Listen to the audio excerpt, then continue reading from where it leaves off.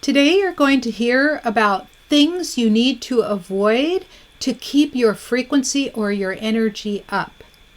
I have interviewed hundreds of healers, and as a group, these loving, generous, and kind individuals want to improve the welfare of our planet, affecting millions, if not billions, of lives.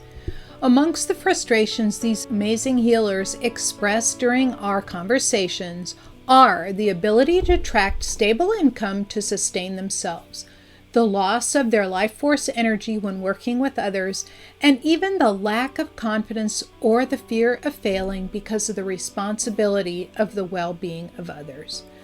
I've had these very same frustrations myself during my 30-year healing history. When the calling to heal got so strong, I had to retire from my 40-year physics career. I needed to replace my six-figure salary fast. Standard sales and business techniques didn't always work for me as a highly sensitive introvert. Through trial and error and studying with many coaches, I developed a 4-step system that replaced my salary within 5 months. I've helped others develop their successful healing businesses, and I can help you too. I'm Dr. Anastasia Chopelas. Listen in to discover more. Welcome back. So usually you hear of all the steps you can take to raise your frequency and keep it up. But what about those things you need to avoid? Sometimes those aren't that obvious. So I'm going to go through a few of them and see if you can't even think of some more on your own. Right? So one of the things you should really be avoiding is watching violent movies or listening to violent music. So violent movies might be a detective show, it might be a murder mystery, it might be a lot of racism, it might be family drama. These are all, they really hurt. Like, I'm highly sensitive and they really hurt me when I watch them. Anything that's scary. And a lot of people like to watch these scary things because they like that adrenaline rush. It's kind of like skydiving, right? You're skydiving, you have that adrenaline rush. It's like really scary, and then while you're doing it, you're screaming on the way down, kind of like going up on a roller coaster, coming over the top and screaming all the way down. That is scary. These are things that can temporarily get your adrenaline going, but really it still lowers your frequency, because remember, if your adrenal glands are firing, that means that your body is in tear down mode instead of building up mode, which is when everything is calm. And when it's in reparation or build up mode, that's when the healing happens. So if you keep those adrenals turned on, those adrenal glands turned on all the time because of the excitement, and some people crave that excitement, it can really tear you down, even if they love the excitement, right? And so violent music could be something like rap, for example. A lot of it is like combative sounding. And also hard rock. So another thing to avoid is avoid staying indoors. I know in some parts of the country it's super duper cold right now, down in the minuses, and that includes parts of Canada. It includes the northern and even northeastern United States. And so I know it's cold, but as soon as it's warm enough to step outside without freezing to death in 15 seconds, it's the thing to do, right? And luckily we here in California and all along the West Coast can get outside every day no matter what. And the reason is that when you go outside, nature really helps. It's very healing to be outside in nature and fresh air, such as the fresh air that's here in Los Angeles. And another good thing to do is to take your shoes off and walk in the grass, or walk on gravel, or walk on the shore of a lake or a beach. It's very, very soothing. So when you're indoors all the time, you're in artificial light, which isn't that great. You're watching some kind of thing like TV or computer. Like, I sit at the computer all day, it's harmful. Your eyes and your body kind of matches the frequency of what you're looking at. And you are also indoors with a lot of toxic fumes. That includes your cleaners. It includes artificial. It includes the paint that's on your wall if it's not eco-friendly, and it also includes the artificial carpet and artificial furniture, the plasticky stuff, right? So all these toxic fumes can do you harm, right? Another thing that's kind of obvious is, avoiding smoking, drinking alcohol, right? Drinking alcohol has been shown to be damaging it's cancer causing, it's damaging to the brain and to the liver, but it also is now associated with cancer of the mouth, the throat, the colon, the liver, I think even the lungs. And so you have this situation where this alcohol has a lot of poisons in it and will cause problems. Doing any kind of medication, whether it's recreational like marijuana or something worse, or if it's something prescribed by your doctor, unless it's hormone replacement, and making sure it's like all natural hormone replacement that includes insulin and it includes thyroid, right? Anything else is foreign to your body, and your liver is going to have to process it out of your body, and it needs to do its thing to help you faster than your liver can process it out of the body. But while it's in there, it creates a stress and it lowers your frequency, right? Another is drink lots of coffee or stimulants like Red Bull or lots of cacao powder. That will send your adrenal glands into overdrive. Remember, adrenal glands, they need to be calm in order for you to heal.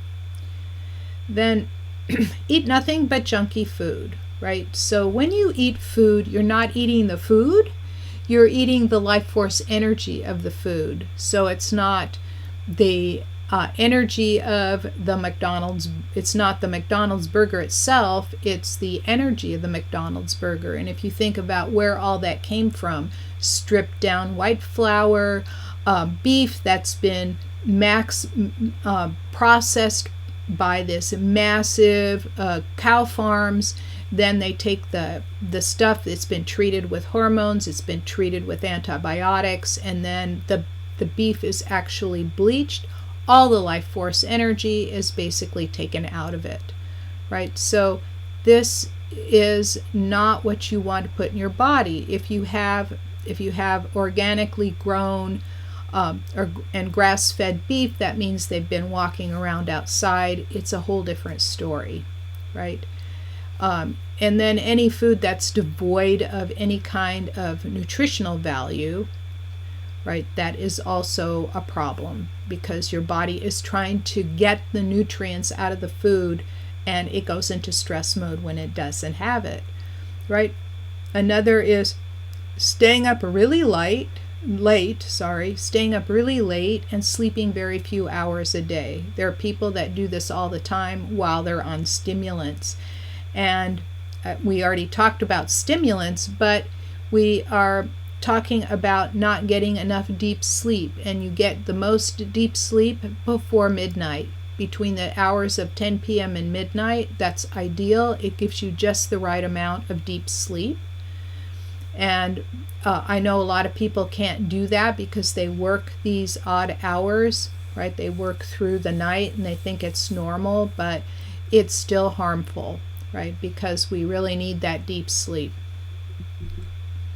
And again, sitting around all day without exercising, especially if you're sitting is the new smoking, they say.